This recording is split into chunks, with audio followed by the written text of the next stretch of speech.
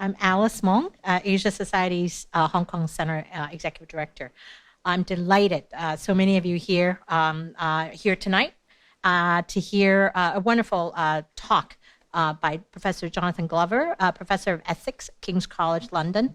And the topic of tonight's talk is going to be, can humanity leave war behind us? And I think this is our second talk of today. We had, prior to this, we had Doug Paul from Carnegie talking about the impact of the U.S. elections. It's only been 9 days since the U.S. election, and as a Chinese American, we are still kind of sorting out what's going on, and all of us, I think, will be sorting out what's happening in the United States for months to come. And I'm particularly interested in Professor Glover's talk tonight, and unfortunately I have another commitment, but I'm going to turn it over tonight's program to somebody who really brought this program to us and made this program possible, and that's Edgar Chen. Edgar, thank you, and also Professor Hong Lam Lee, CUHK Center for Bioethics, and we have cooperated, and also Edith, thank you. We have cooperated with the Bioethics Center before, and we look forward to future cooperations. Topics like this, and I'm so glad to see so many students with us, and as well as our members. It shouldn't be just in the classrooms, and it shouldn't be just to one university. And this is where Asia Society Hong Kong Center does its role, does its best, when we can bridge, when we can have discussion, and when we can look at the big picture. I know, I think, having come back from the States, I went home to vote. I voted in Virginia, and then I came back and then watched the results, and look at the recent conflicts and around the world. It's not just in the United States or elections. What's going on in Hong Kong. There's so many things happening around the world that I feel kind of helpless. And after today's talk, earlier talk, and now I know tonight's talk will be very inspirational by somebody who knows the topic and really kind of give us more food for thought. It's not the end of the world. And I've decided after Monday this week, it's not the end of the world. There's still so much to look forward to. There's humanity in this world. And we have a lot. And so to see so many young faces really inspires me to, and the kind of organization that we are, and as an educational organization. And that's why the cooperations with all the universities here in Hong Kong and also with global institutions is what we do best. So this is why thank you for bringing this program with us. And I want to, at this time, invite Professor Lee to come up and formally introduce our speaker and get the program started. And I look forward to have Professor Glover back anytime. Hong Kong is really an interesting time, but also the world is interesting time. I want to point out, we had a political debate in this room a few weeks ago, and we have two bobbleheads sitting there. So if you're seeing the bobbleheads, it's no accident. We had both the Clinton and the Trump bobbleheads. And so we were anticipating what's going on in the United States. So I think let the dialogue, let the discussion continue, and welcome to Asia Society. And Professor Lee, thank you.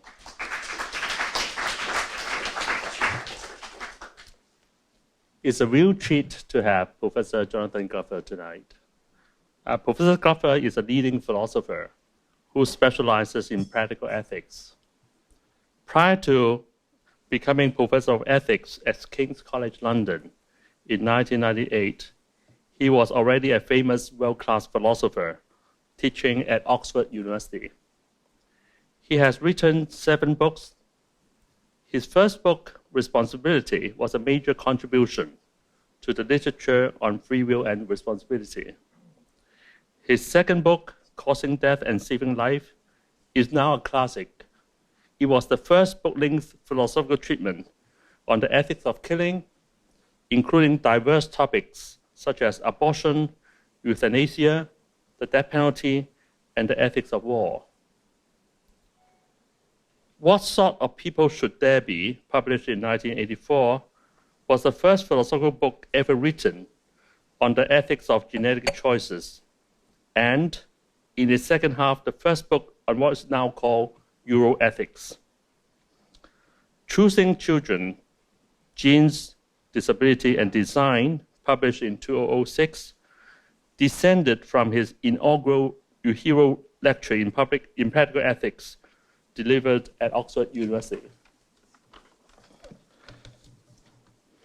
Besides practical ethics, Professor Glover is an expert in philosophy of mind, psychology, and psychiatry. He has written the book entitled I, the Philosophy and Psychology of Personal Identity, and also a recent book, Alien Landscape, Interpreting Disordered Mind. His widely acclaimed book, Humanity, is a moral history of the 20th century. He chaired a European Commission working party on assisted reproduction.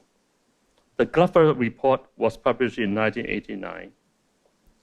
His works have been translated into various foreign languages, including French, Finnish, Italian, Japanese, Korean, Norwegian, and Spanish.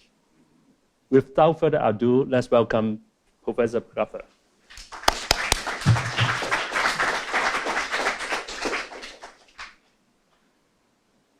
Well, thank you for that generous introduction.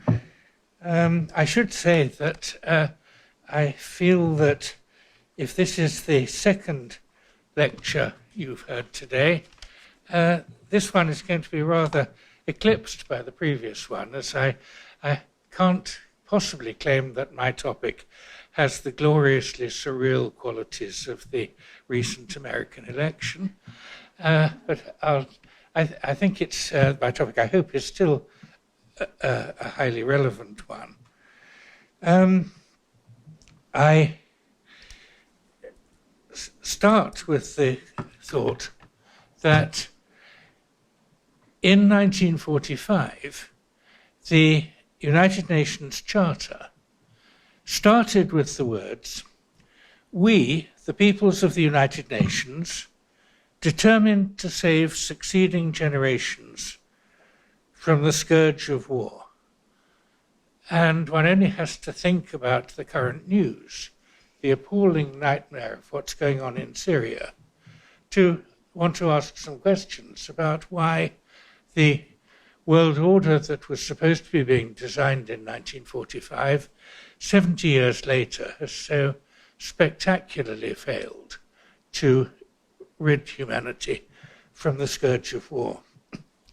Now, one view is that war is something very deep in human nature, possibly biologically programmed into us from an earlier stage of humanity's participation in the Darwinian struggle for survival. Well, not just humanity's struggle, but also the struggle of different human groups against each other, as well as against other predators and so on. There's a rather striking account an anthropologist gave, which is if an anthropologist studying in New Guinea. He gave an account of giving a helicopter ride to one of two or three of the people in the tribe he was studying. This is reported by Frans de Waal, the Dutch-American expert on primate species other than ourselves. And the anthropologist said that they offered a ride back to the village in the helicopter. The tribesmen had never been never flown before. And they said, yes, they'd really like that. And they got in. They were wearing nothing but their penis sheaths. But they said, please keep the window open, although it was rather cold, and they were a bit puzzled by this. And then they said, we just have to collect some stuff. And they brought it onto the helicopter, a whole lot of rocks. And it turned out that what they planned, they said, now please fly over, not to our village straight away. There's a village over there of people we don't much like.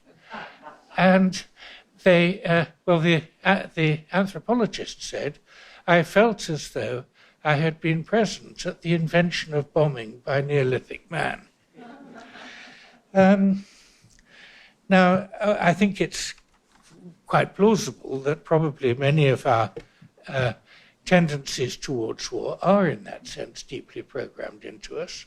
It's hard to know exactly how far. And it's even when things are biologically programmed, there's always the hope of being able to change things, change actual behavior by environmental means.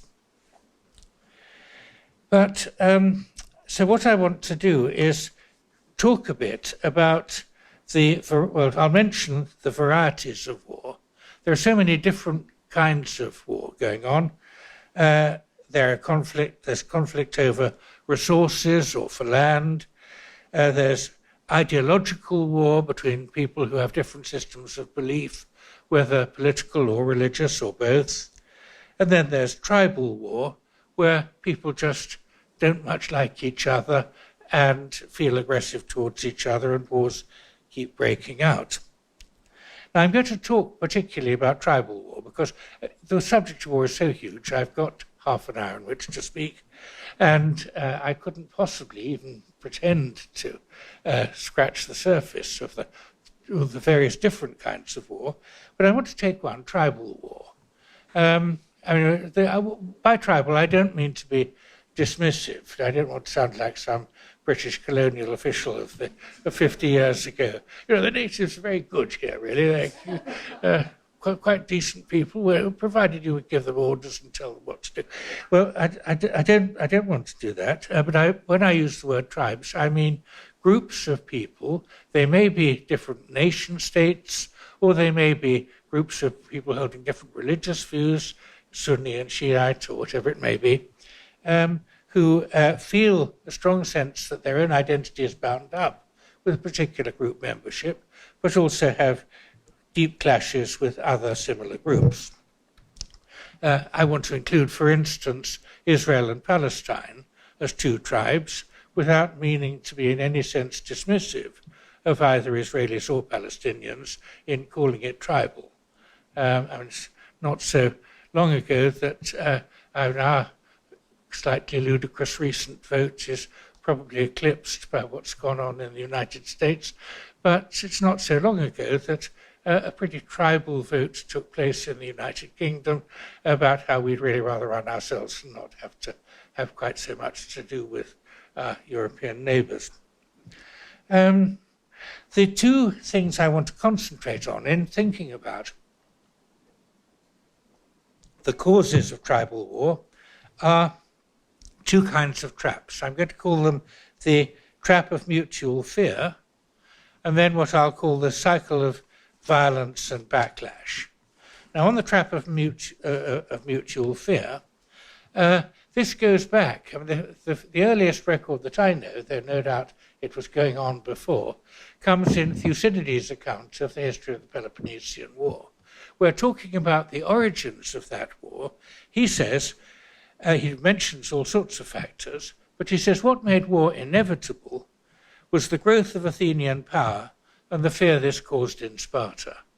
In other words, if you have a neighbor that you're not quite sure how well you get on with them, or even worse relations than that, it's a bit frightening if they suddenly start pushing up their military very powerfully and so on.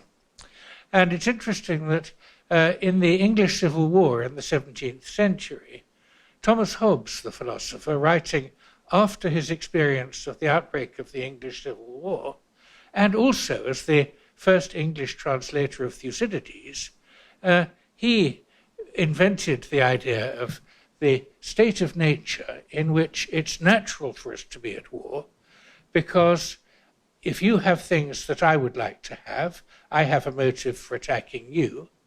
If I have things that you would like to have, you have a motive for attacking me. But it's more complex than that, because each of us sees that the other person, the other side, has a motive for attacking us. And as a result, there's a strong incentive towards preemptive attack. And that, in turn, the cycle, you can see, just goes up in a rather alarming way. Mutual threats together with preemptive strikes. Now, that's the first trap I want to suggest we fall into, that even if people would really rather not have war, there are often pressures of this kind to go to war, to either take someone else's stuff, but more often perhaps to stop them taking your stuff, or to stop them for attacking you because they fear you. Now I want to talk at greater length about what I call the cycle of tribal violence, of wars, people being defeated in war, and then there being a backlash which leads to the next round of conflict. For instance, I'm really struck that in the 1990s, when after the collapse of Yugoslavia, the people in Serbia, Croatia, Montenegro, all the different parts of what had once been Yugoslavia, the hostilities started to re-emerge. And much of the rhetoric on all sides was about defeats their side had suffered at the hands of people in the other groups. It's very striking that, for instance, when Milosevic made a passionate nationalist speech, he referred to the shame and disgrace that had been inflicted on the Serbs by the Turks at a thing called the Battle of the Field of Blackbirds in the year 1389. So memories last about these things, resentments fester, and people want to hit back. In the Yugoslavia, it's very clear that people in Serbia remembered the fascist period in Croatia. People in Croatia remembered the dominance under Tito of Serbia. And there were resentments about killings, massacres, all sorts of discrimination and so on that had taken place in these different periods. I want to take as a central case of this, though, this idea of defeat followed by backlash and so another round of war. I want to take the case of Germany and France in the 19th century and in the 20th century up to 1945. The great German nationalist document, which was as well the original theoretical basis of German nationalism, was given by the philosopher Gottlob Fichte, which was originally given as, it was called Addresses to the German People. And it was given as a series of lectures in Berlin in 1807, at which time Napoleon's armies had defeated Germany. Berlin was occupied by French troops, and so there was a huge receptiveness for the idea that Germans ought to unite and be national and assert themselves and avenge the defeat. So in 1870, Bismarck triggered a war with France, the Franco-Prussian War, and then the Prussians defeated France very solidly. Bismarck triggered the war at a time when Germany was really pretty powerful relative to France militarily. As a result, Germany occupied 1/3 of France. And also they had a victory march through the Champs-Élysées, which was a humiliation for the French people. And also they took over the provinces of Alsace and Lorraine. And as a result, the French had strong resentment against Germany. And so they were part of building up alliances which were meant to guard against Germany doing the attack again. But in fact, Germans perceived it as encirclement. The alliance between France and Russia was seen as a threat. So that, for instance, the German Chancellor at the time, Bethmann Hollweg, he was planting some trees on his estate, not far from Berlin, and he said, I don't really know why I'm doing this, because it's not so long till the Russians will attack and they'll be here. These trees won't last. As a result of the 1914-18 war, the Versailles Treaty, Maynard Keynes, the economist, was there as a British diplomat and reported on a lot of what went on. And he described how the French, under Clemenceau, their prime minister, or do I mean presidents? I'm showing I'm not a real historian, not quite remembering whether he was prime minister or president. But Clemenceau, who was the leading person, was the most intransigent. I mean, there were a lot of Germans were dying as a result of the Allied naval blockade, which went on until the final peace treaty was signed. And the British and the Americans particularly wanted to send food and money to relieve the suffering that was going on in Germany, and Clemenceau was adamant against it. He was the most vigorous in demanding reparations from Germany, and he was one of the great movers of the demand that Germany should have to accept the total guilt for the starting of the First World War. He made them sign things called the war guilt clauses.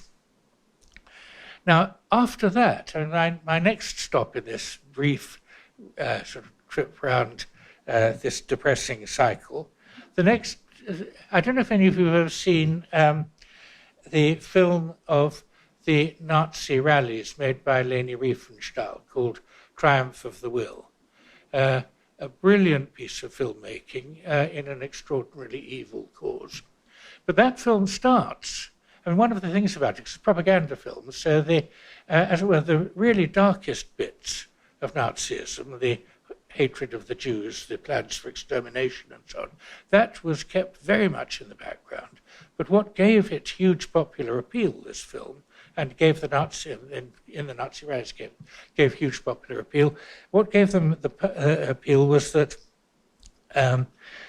they wanted to have German renewal after the humiliation of the defeat in 1918 and the things imposed on them by Versailles.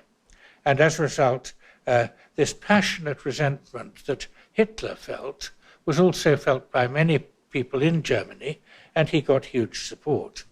And the final bit of the downward spiral is that after Hitler defeated France, he was a brilliant stage manager, Hitler, really. I mean, he took over the coach, the railway coach, in the town of Compiègne, where the 1918 armistice had signed after the German surrender, and forced the French. He sat where Marshal Foch had sat, and forced the French humiliatingly to come and sign abjectly the new peace terms. Now, one of the slightly encouraging things is that in 1945, after the Allies had won, some lessons had been learnt from history. Because instead of demanding lots of reparations from Germany, instead of demanding they sign things about their guilt and so on, what actually happened was the Marshall Plan to help set up the whole of Europe, including Germany, and for instance, the Saarland, which was a disputed territory, was allowed to decide by plebiscite whether they wanted to be part of France or Germany, and they nearly unanimously, as they were nearly all German speakers, voted for Germany, and that was fine. So sometimes lessons are learnt. Rather similar cycle of this kind in the 9/11 and the War on Terror. Bin Laden talked about the humiliations of having Americans invading, by which he meant they had troops there, the Holy Land for Muslims. And he said that they should be humiliated in turn. And he said that their armies should leave all the territory of Islam defeated, broken, and unable to threaten any Muslim. It's the phrase defeated and broken which captures the retaliation for humiliation which he felt. Then, of course, after 9/11, the United States hugely felt humiliated by the disaster. And so George Bush, talking to a crowd in the ruins of the World Trade Center, said, "I can hear you, the rest of the world hears you, and the people who knocked these buildings down will hear us all soon."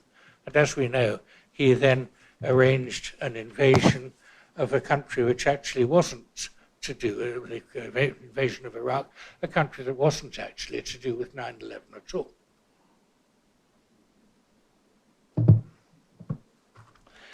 Now, in the long run, it seems to me that if we hope that we can escape the scourge of war, as the United Nations Charter wanted us to. In the long run, we need some way of policing the world, which doesn't involve one country dominating and other people feeling humiliated. I mean, it was a miracle that in 1945 the peace settlement was as it was. So often it hasn't been. And I go to the hugely distinguished German philosopher Immanuel Kant, who's talking about, he was actually replying to Hobbes several hundred years later, said, because Hobbes thought the only way of keeping the peace is to have one all-powerful king who is so powerful that no one will dare to make war. And that's worth it because of the horror and suffering of war. And in the international arena, the Hobbesian solution is to have one power that's so strong that nobody dares stand up to them. And in recent times, that's, a long time ago it was Rome, 150 years ago it was Britain, more recently it's been the United States. Now we're in the interesting situation where a country close to Hong Kong possibly may be the next power that has the ability to do this. But the problem with that is that it's always, it seems, that it's one country imposing things on other countries, which leads to the sense of humiliation. And if we want to find ways of keeping the peace that don't involve this sense of humiliation, then I believe we have to look for some kind of international solution. Kant thought there ought to be a federation. He saw that people didn't want a world government. People wanted their own nation states, but he thought they ought to cede a monopoly of military force to a world federation, which they were all part of. And in a way, the United Nations, as it was planned in 1945, was meant to be that. But one of the problems is that it's very difficult when some countries are strong. It's very difficult to persuade them to give up power. I think Britain has long ceded power, and so people in Britain might be relatively happy to have a very strong United Nations. The United States hasn't, because they've got the power, and why cede it to the UN? Maybe when China becomes more powerful, if it does, the US will suddenly change its mind, but by that time maybe China will think differently. So I think it's very hard to see the ideal solution coming into power at the moment, and we need to do a lot of thinking about how we can have something like the American Constitution with its relations of different states where they have a degree of autonomy, but at the same time there's a monopoly of force in the federal government. It's very difficult to work out how it would work, and it's also likely to be hugely difficult to implement it. So what then can we do, short of the reform of the world system, which I believe is needed, but brings with it huge problems of its own? I think we ought to then think of things which aren't just massive political reforms, but think about educational projects. And one of the things is, for instance, that there is an intellectual illusion that is involved in this cycle of violence and retaliation. And that is the illusion of collective responsibility. They, the other country, did this to us, so we will smash back and hit them. This is clearly found in the leaders. Bin Laden, for instance, celebrated 9/11 as rubbing the nose of America in the dirt. But is it likely that of the around 3,000 people he killed, all of them supported interventions by America in the Muslim world? What of Muslim Americans? What of the 86 people he killed who came from Japan, Colombia, Jamaica, Mexico, and the Philippines? Equally, I think President Bush saying that the people who knocked these buildings down will hear from us all soon. But one wonders how many of the thousands of Afghan civilians killed actually fit this description of the people who knocked this down. And was it true of any of the perhaps 600,000 or more Iraqis who were killed. Then it isn't just leaders, it's also supporters. For instance, after the part of the Muslim backlash against the Iraq War was the bombing in London, what we call the 7/7 bombings, in 2005, July the 7th, 2005, where they bombed the London Underground system and bombed the bus system. Mohammed Sadiq Khan made a videotaped message before he acted as a suicide bomber. And he said he was both British and Muslim, but it's clear that his chosen identity was Muslim rather than British. What he said was, your democratically elected governments continuously perpetrate atrocities against my people all over the world, and your support of them makes you directly responsible. Until we feel security, you will be our targets. Until you stop the bombing, gassing, imprisonment and torture of my people, we will not stop this fight. We are at war and I am a soldier. Now you too will taste the reality of this situation.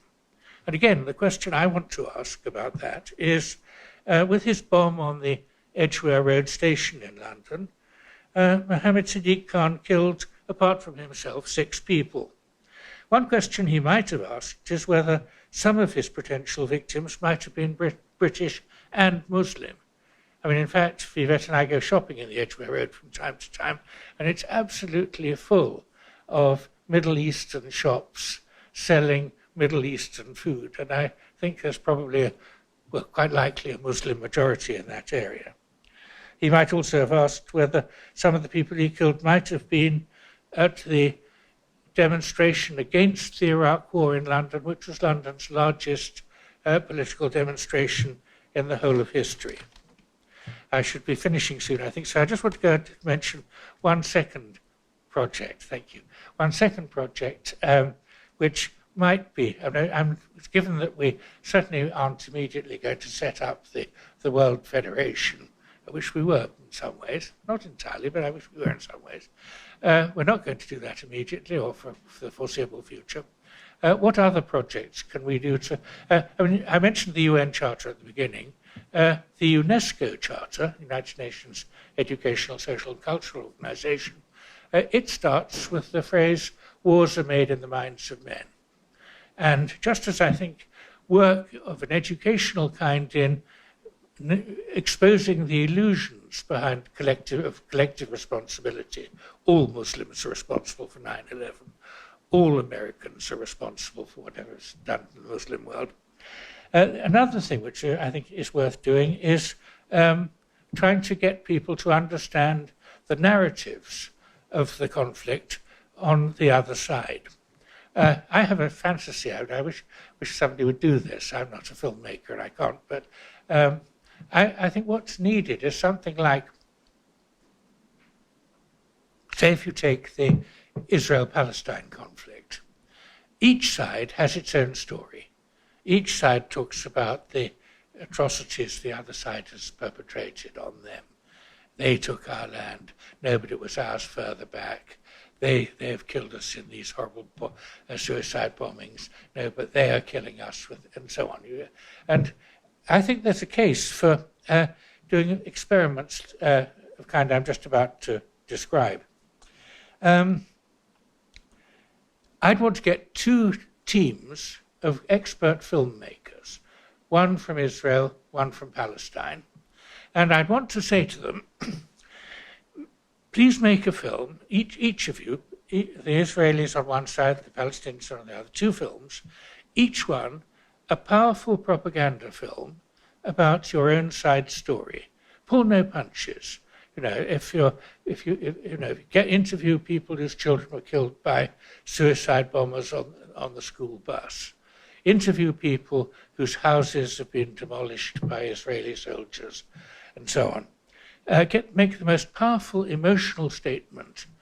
The only constraint being, don't tell factual lies. And then, when they've done that, if they do, there are all sorts of hitches in the way of this project, but this is something which I would like to see people try. After they've each made their films, then have a conference where both sides meet and discuss. They could first discuss the problems of making such a film, filmmakers' technical problems, where they might have something in common. Then they could discuss, these films are very different, you've seen each other's films. Would it be possible to produce a film which showed an objective account, showed the truth, the film that God might have made, or, since I'm not a religious believer, the film that Tolstoy might have made, where he had the ability to kind of look inside people on all sides. And they could discuss that, whether objectivity is possible. And then the next thing to ask them is, please go away together and see if between you can make a film which does justice to both sides. That's just a suggestion. Also, they probably, some of them would refuse to collaborate with the others. There'd be fights break out between them, perhaps, and so on. But I think we ought to be much more creative. War is such a horrendous thing, the nightmare of what's going on in Aleppo. We ought to be much more creative in thinking about educational methods of exposing the psychology, the false beliefs, the assumptions, and so on, and to try to make people think that war is something we really ought to be moving away from much more purposefully than we have since 1945. I hope I haven't too much overrun. I'll stop there.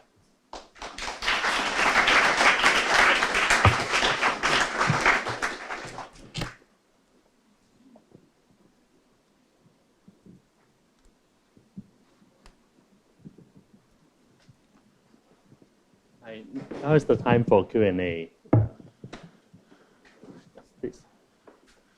Could you talk about the solution to the Sunni-Shia problem and the fact that neither are nation states and neither group likes one another, and short of wiping out one, what's the solution? I wish I knew. It's a conflict of belief.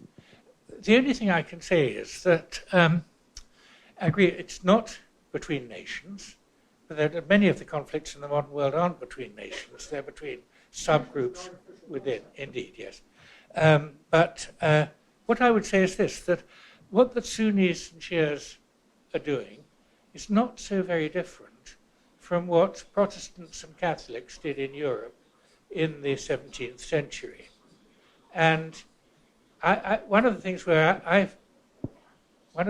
feel we've been a bit let down by historians is that although I've tried to read about what it was that led to the fading away of the violent conflict between Catholics and Protestants, more or less everywhere except Northern Ireland until recently. But that wasn't, of course, just a religious conflict. It was also partly a tribal conflict. I would like to know what it was that led to the fading away of that, and so we could apply it to this. I can't answer your question, partly through my own ignorance, no doubt, but partly through what I feel are deficiencies of the historians who might have told us. The politicians who set it up. Yeah, okay, yes. Yeah, yes, please. Thank you. Great lecture, by the way. Thank you very much. Thank you. Do you think that the fact that many of today's wars are what would be considered asymmetric rather than contained wars make the potential solutions an order of magnitude that's even more difficult to approach? By asymmetric, do you mean... I mean, there's no defined enemy. Oh, I see. In other words, I thought you might mean imbalance of power. Sometimes... Well, that too. That too. That too. But if you look at the history of more recent warfare, like Yes. Vietnam, for example, where there were so-called North Vietnamese regulars who wore uniforms Yes. and were clearly identifiable, and then there were the guerrillas who were dressed as civilians, etc. But the force on the other side, whether it was the Americans and before them the French, all wore uniforms. Yeah. It was all clearly defined, presented a degree of difficulty that bore tragic results, as we've seen in today's wars. Iraq, Afghanistan, etc., are very much the same. So I'm just wondering whether that asymmetric structure makes things even more complicated and more difficult to bring solutions to. I think it probably does, but I don't think we ought to regard it as impossible to solve those things. I mean, for instance, the conflict in Northern Ireland was between, on the ground, British uniformed troops on the one hand and Irish Republican Army, although they call themselves an army, they weren't wearing uniform. It was almost impossible to know their command structure and who was in it and so on. And yet, somehow, through clever diplomacy, partly through perhaps war weariness, I wouldn't want to say that the thing has been totally solved, because there are still some groups who plan violence, but it's been hugely contained. And, for me, it was a delight for a number of years that the leaders on both sides, the formidable Protestant clergyman, the Reverend Ian Paisley, and people like Jerry Adams and Mike McGuinness on the other side, were seen laughing and joking together. One thing which I should say, which I think did also help to contribute to the Irish solution, and there are many, many ingredients of what caused the problem and what caused the solution, many of them going back into history and the causes. But one thing was that as part of the European Union, Northern Ireland, as part of the United Kingdom, was part of the European Union, and these politicians had to travel in the plane together and work out a negotiating position with the EU for getting money to fund their things rather than others.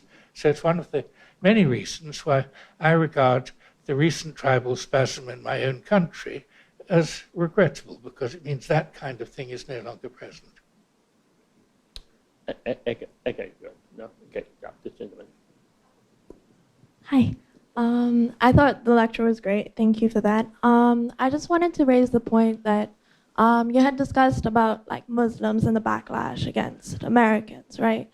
I think when we talk about this, we need to also consider the concept of power and the fact that the United States of America has a lot more power than, I guess, like a Muslim within Iraq would or a Muslim within Afghanistan would, right?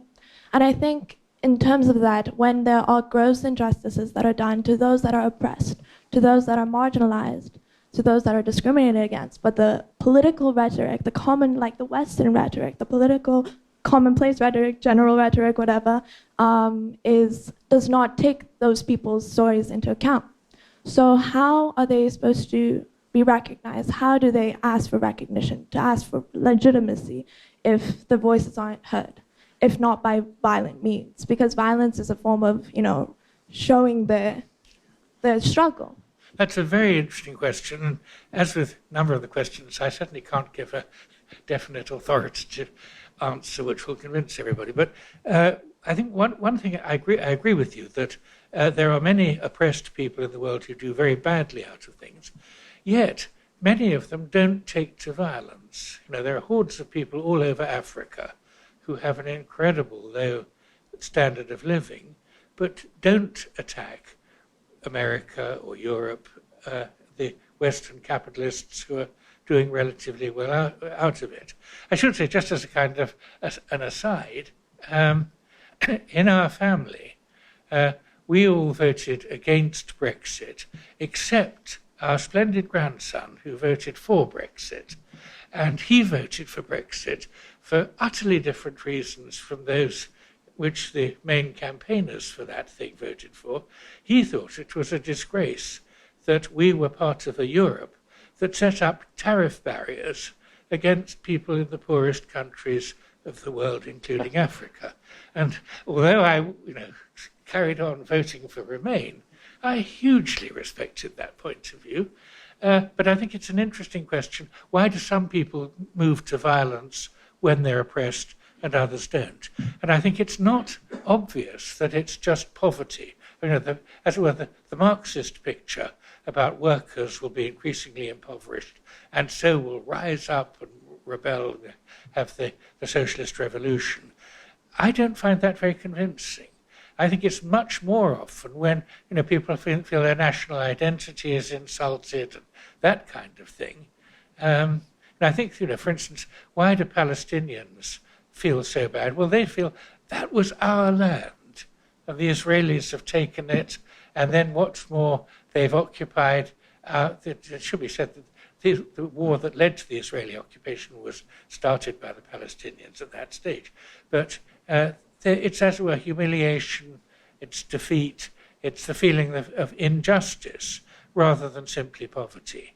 And I want the world to be a more just and equal place, but it's not easy to bring it about, and I'm not sure that's the whole story. Yes, please. Thank you. You've been through a number of causes of war, but how about one that appears to me is war as a displacement activity, where you've got somebody like Putin who sees his economy going down the tubes.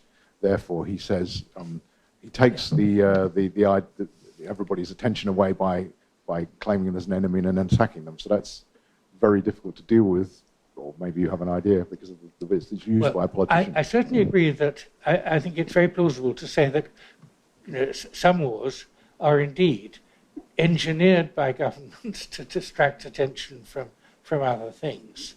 What one can do about it, is a lecturer allowed to say, I don't know.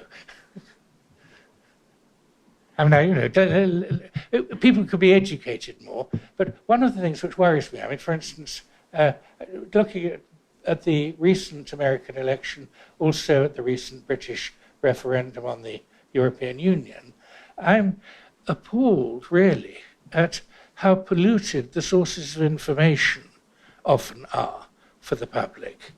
I mean, we in Britain are lucky to have the BBC, which maybe there's no such thing as absolute objectivity, but at least tries to be objective. But people reading newspapers, and much of what's on the internet, doesn't even try to be objective.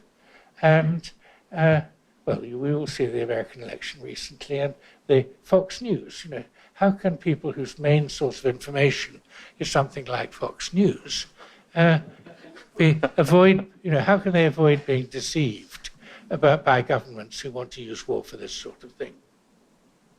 Yvonne? And then. Thanks for a very interesting lecture. I wanted to ask you about the ways in which people conceive of identity. One of the ways in which you can reduce conflict is by expanding the boundaries of your community, and so the individuals see an affinity and identify with others, who are very different. And there have been a bunch of experiments that have shown that this has some effect, right? But every time you have a boundary, no matter how broad it is, it does create outsiders, just by definition. And there seems to be a limit to how much affinity people can feel for others who are ostensibly on the surface very different from them. And we're seeing this with this backlash against multiculturalism, in a lot of societies. So I'm wondering whether there is a limit. I mean, you also work on bioethics, and I'm wondering whether there's a limit in the human mind and in human emotions to how far you can expand this boundary. We've already pushed it far beyond what many people would have thought was possible. But have we reached a limit, or is there some way to further expand the capacity for human identity, for broadening human identities? Well, it's such a complex set of issues, really. Some countries manage to have borders with other countries and actually get on quite well. I think, for example, the countries of Scandinavia. In the 17th century, the Swedes had the reputation the Germans had in the 20th as being the warlike people. And somehow they've grown out of that, and they have boundaries, but they don't have hostilities, or not in general, not very much. I mean, there's so many different questions one needs to ask about why people feel this way about other people, because that will affect what we think is the best strategy or set of strategies for reducing it. I mean, one of the things I feel is there's some of the experiments in social psychology. I mean, for instance, the Stanford prison experiment. Do all of you know the Stanford? How many people know the Stanford prison experiment, please? That's nearly all of you, but not quite. So I will, if I may just briefly outline it. It was two college students were the people who participated in the experiment, and they were asked to role play. And they were one lot was to play the role of prisoners in a jail, and the other lot were to play the role of guards in a jail. And they knew how they were allocated. It was done like this: prisoner, guard, prisoner, guard, prisoner, guard. And so they knew that there was nothing genuinely special. It wasn't like people can say, oh, well, they're a different lot from us, they have a different religion or whatever, or they're richer than us, or anything like that. Their politics are different. They were obviously randomly assigned. But they had to role play, and the experiment had to be terminated because people the guards behaved with such disgusting brutality to the prisoners. Now, I believe that if that was widely, obviously it's pretty widely known because most of you put up your hands for that, but as it were, children at school could usefully be taught that. Children at school could be taught that this is the irrational part of our conflict and the other. There are also things like, one of the things I had hoped was that globalization with more travel might mean that we understood that people in far corners of the globe, those of us in Britain, can learn that people in Hong Kong are not really so very different from us. You lot are human just as we are. I think that travel might do that, but obviously it doesn't always work. There are myths put about. We once had a babysitter who came from Northern Ireland in the middle of the worst phase of the conflict. And so when I drove her home after she'd done babysitting for us, I asked her about the conflict. And she said she was a university student in Northern Ireland, and that what they did was the students didn't want their student life to be deformed by the horrible conflict. And so at first they wouldn't ever say what their religion was, or whether they're Protestant or Catholic or nationalist or unionist. And she said that later, when they really knew each other and could trust each other, then it would come out. It wasn't totally secure because sometimes in Northern Ireland you can tell by names. They can indicate somebody's a Catholic or Protestant. But when they got to trust each other, what they then did was they talked about the myths they had been taught about the other side. And interestingly, this young woman who was our babysitter said that when she had been a child, she was taught that the other, and I now can't remember which side her family were on, they'd been taught that the other side are primitive barbaric people who, whereas we have two eyebrows, they just have one eyebrow with no gap in between, and this is a sign of disgusting ape-like primitivity. And she said that when she talked to her student friends on the other side, they had been taught exactly the same thing about her side. Now, I think the more that kind of thing gets known, we can do a little bit to weaken it. But none of these things is a magic. I've come with this bundle of problems, and you're all asking me, okay, you've given us these problems, what should we do about it? Vivette, my wife, who's sitting here, often says that I may be okay as a teacher of philosophy when it comes to actually doing anything in real life. I dither hopelessly, and I'm afraid I do a bit. I still think it's worth asking you to think you may do better than I can. This gentleman. I want to go back to your test case where you were talking about the Germans and the French and Bismarck and World War I and World War II. Yeah. The Germans and the French don't look like they're going to go to war at any time soon. Can we learn anything from what happened there? Yeah, well, I think we can, yes. Firstly, that 1945 was not a punitive peace settlement on the Germans. They did very badly because the Russians occupied part of their country, and it was a divided country. But as far as the West was concerned, and actually the East Germans used to complain that the Russians took lots of stuff from them. But as far as the West was concerned, America particularly, the United States, built up the German economy again. So now they're a much more powerful economic unit than any other country in Europe. And that was partly because of the Marshall Plan and things like that. It's also, I believe, and here if I was speaking in Britain, this would be thought highly controversial. It's also, I believe, because people got used to working together in the European Union, got used to thinking of themselves in a way we, in our country, sadly never quite did. People got, in France and Germany, people, especially Germany, partly because Germany has such a nightmare history, that one way of escaping from that is to have your identity as a European rather than as a German, which many Germans do choose. But I mean, that, I think, builds up part of it.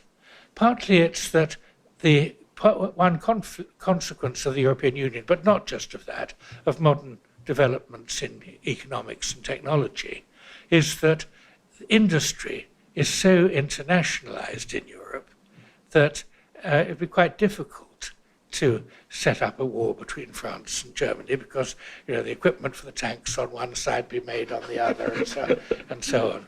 So that even if you don't believe in the ideals of the European Union, I have to say I share many of the criticisms as profoundly undemocratic in all sorts of ways, but there are still reasons why the setup in the post-war period has favoured not going to war. Yes, please. Increasingly, we see wars not fought for resources, but out of ideological or even religious conflicts. Do you think religion can be used as a tool to foster peace and to avoid war? Or do you think religion will always be used as a tool that will foment conflicts between different ideologies? My friend Richard Dawkins would hate me for saying this, but actually I think, and I agree with Richard Dawkins that often religions cause conflict and war, crusades and all the rest of it, but I think also deep religious commitment can lead to a more humane outlook.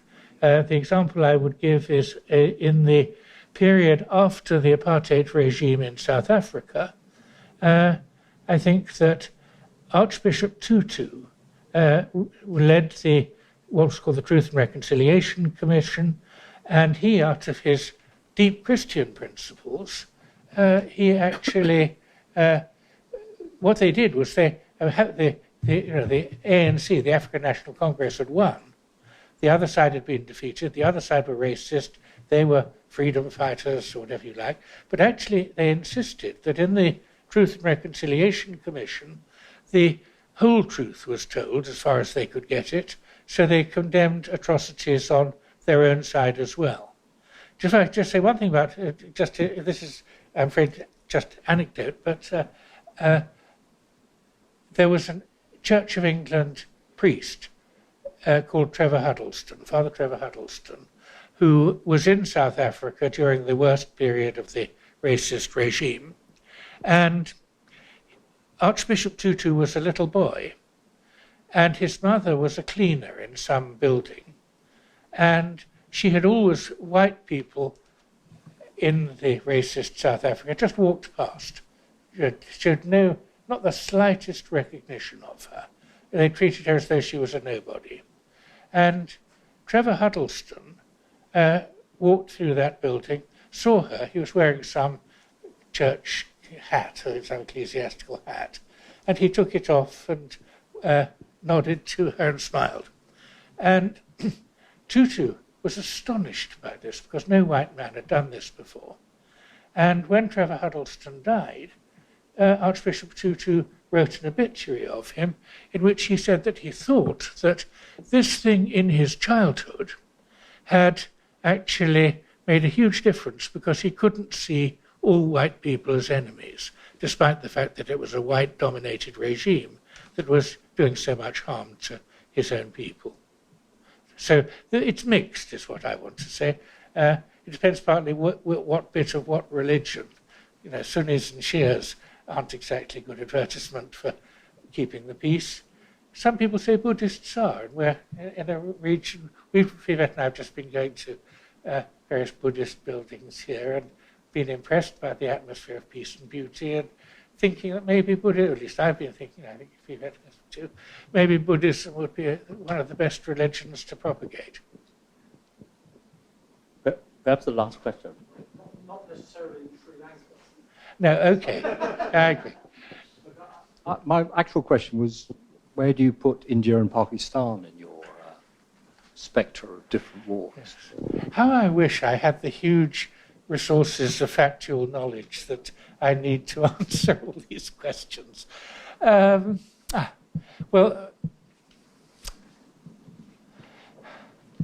I can see little difference in wickedness between the aggressive religious groups on either side.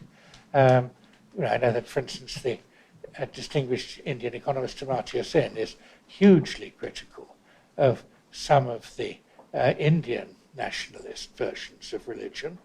It's obvious that there are huge on the Muslim side in Pakistan. I can't help thinking that I believe it's fairly generally accepted that when Britain handed over power in 1947, they made a bit of a mess of it.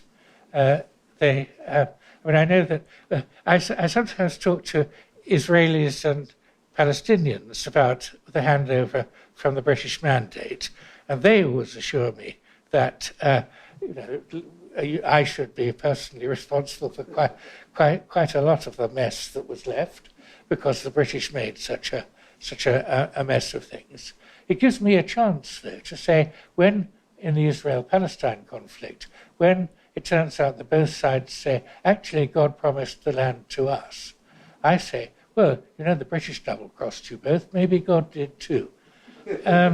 But in India and Pakistan, I think there was a mess, there was huge bloodshed at the time, and who knows, if it had been more gently handled, it might have been less bad. But I don't really know the answer.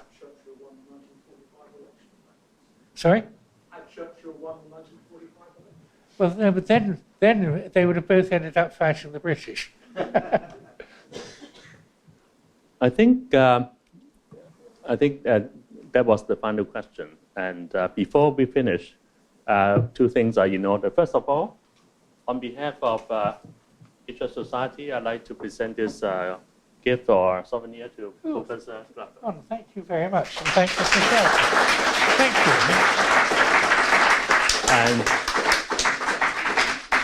And I shall look forward to this. Read it very much well. And secondly and finally, thank you very much all for coming here. And if I may just make one announcement, and I was told that I may, there will be the inaugural Lansing lecture in bioethics to be given by Professor Jonathan Glover at the Chinese University of Hong Kong, free admission at 2:30 on Saturday. That's 2 days from now. So if you want to register, registration is a requirement. Even though if you show up, probably you can get admission. But I think it's advisable, because we already have over 300 people registered for the event. The hall is more than 400 people. Has that capacity for more than 475 people. The title of the talk, okay, thank you very much, is called Two Concepts of Dignity. And I believe Professor Glover will do for bioethics what Isaiah Berlin have done for political philosophy with his Two Concepts of Liberty. You are very optimistic. So thank you very much for coming here. And by the way, if you want to register, the website is www.cuhk.edu.hk. Okay, thank you. Thank you very much.